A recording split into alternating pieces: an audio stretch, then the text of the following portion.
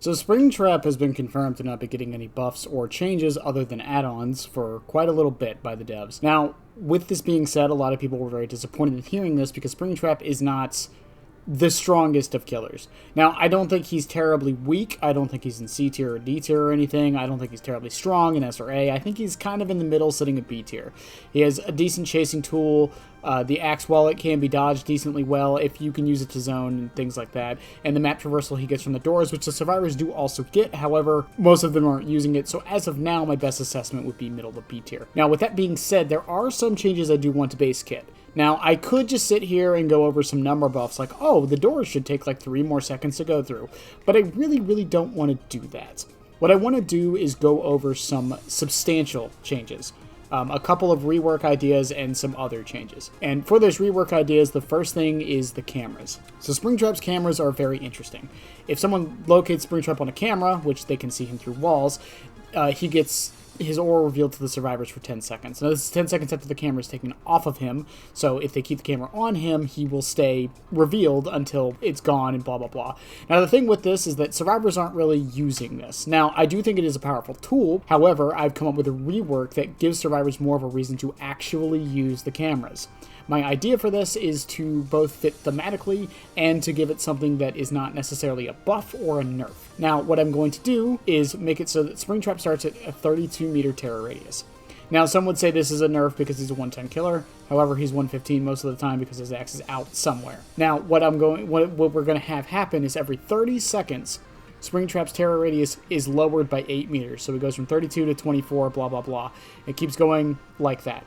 Once he's revealed by a camera, however, his terror radius is automatically set back to 32 meters until the reveal is done. So for the next 10 seconds, it's back to 32 meters, and the timer starts again. This means that Springtrap has more of an effect when he's not under cameras, so the survivors have more of a reason to actually spot him throughout the match, and it gives him something that isn't like super oppressive, but at the same time, something that the survivors would want to get rid of. Because him being constantly undetectable, because once he hits that final mark, he will be undetectable, can be very powerful. It means he doesn't have to use the doors to waste time to get his undetectability for 20 seconds. Now, another thing I did want to address is his zoning. Now, at first, I wanted to lower the zoning cost. So I was like, okay, when he lowers his axe, he's a little bit slower. And I do still think this should be a thing. I do think once he lowers his axe, he should slow down way more than he does. However, his current zoning, after doing some math with some people and checking the other stats, he actually is one of the worst zoners in the game.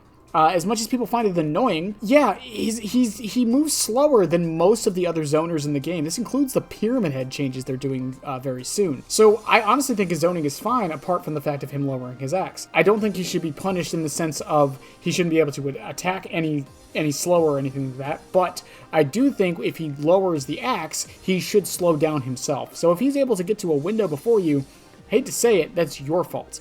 My advice for getting rid of the zoning on Springtrap is that with how easy the axe can be to dodge at certain times, just hold W. There is almost no reason to not just dodge the axe. Rather than trying to dodge the axe proactively, you need to do it reactively. That's how I think it needs to be done, because of how slow the movement speed is on the axe. You pretty much can. Even up close, you can kind of dodge it reactively rather than proactively. And I think this is the main issue with a lot of zoning powers in the game that people have, is that a lot of the zoning powers can't really be dodged proactively. It is reactive. And a lot of people aren't the biggest fan of reactive gameplay, at least from my long stint in the video game scene, especially in the multiplayer side of things. People don't like having to react, they like to be proactive. And I'm going to stop saying that before someone makes a drinking game out of this section. Next up is the Killer Instinct bubble on the axe. I love this effect, and I mentioned it in the axe video a lot. However, I do think the base version of it could be a little bit wider by about a meter. Now, this isn't anything massive, but it would encourage Springtrap to use the axe in other ways that aren't just trying to go for hits.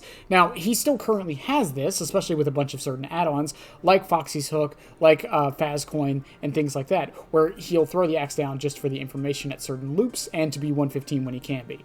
However, I think extending it by a meter makes this more of a viable thing, especially at Shack, where you can throw it on the inside of the wall and get the Killer Instinct more often. The last thing is I wanted to throw a bone to people who want the orbitals to be better. Now, personally, I've said this many times, the orbitals are just a gimmick. I don't want that to be his main thing. However, I do want to kind of help the orbitals as well as helping long-range hits. Now, how are we going to do this? The thing the thing I've seen suggested a lot is to make it so that if the axe goes a certain distance in the air, its hitbox is extended once it comes down and it can hit people more often. I don't like this because, one, we haven't seen an ability that does anything like this in the game, so I don't know if it's even possible. And two, I think that would reward Springtrap too much for going for these. So here's my suggestion, and it kind of fits into this. If the axe reaches 80% of its maximum travel time, which will be displayed on screen right here, it will release a 1 meter shockwave from its impact point. What this means is that Springtrap can't use it at his feet to get the shockwave hit, but it also means if you get an orbital hit with it with the shockwave, because it's 1 meter, the axe doesn't embed. So you still get your orbital hit, but he's not getting the advantage of it also landing an axe in there. Because it can be frustrating on the survivor end if you get hit with an orbital, because it's like, how was I supposed to know that was happening? This would also affect Freddy's hat by making it so that it is half the distance required / half the time. That's the thing with this, I'm making it so it's time, not distance. Because if it's distance, technically speaking, you could go to a higher elevation to make it happen more often. But this also means that orbitals are rewarded slightly more with the shockwave effect. Now, will we have to make add-ons for this? Probably not. I think it being like this at base would be perfectly fine. And my final change for Springtrap is something to do with a 3-gen situation as well as doors. Now, I don't know which one of these I want to happen, but the idea is going to be there. So once you travel through a door, it gets linked. I've talked about this many times. My suggestion to stop Springtrap from using the same 2 doors over and over again, leading to a 3-gen situation or his ability to hook and things like that, is that when he goes through a linked door, so if 7 and 1 are linked, if he goes from 7 to 1, it takes longer for him to go through the doors. Now, I would make it maybe like 3 seconds longer, maybe 2 seconds longer, just a tiny bit, nothing amazingly substantial, so it's still something you can do, but this would encourage Springtrap to go through multiple doors. Now, I was brought up with the idea that maybe it should be he goes through unlinked doors slower. Now, the reason for this one is that it would encourage survivors to actually use your doors to unlink them. Survivors will go through door 7 to door 1 to link those two because door 7 and door 1 are actually far apart. Now, this could be a very good way to make it so survivors have more of an encouragement to actually use the door system, which they currently don't, other than the map traversal, which is immense, but a lot of people aren't using it, which would lead to more door grabs, which would lead to more dynamic gameplay, which means Springtrap might not just be basically a glorified Huntress most of the match. I'm able to admit it, he does have some different things, but at times he basically just does feel like a shorter range Huntress. I would compare him more to Deathslinger and Pyramid Head than Huntress, but regardless. Now, which of these, again, do I think should happen? I'm not 100% sure.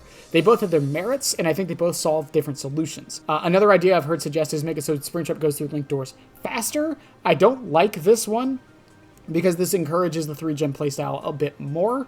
However, it does lead to some dynamism with the survivors being able to unlink the doors so he doesn't get the faster travel speed. It would also mean that streamers would actually have more of a use, as if he goes through doors faster, that means the percentage he gets from streamers would actually be better since it's percentage based and not a flat number.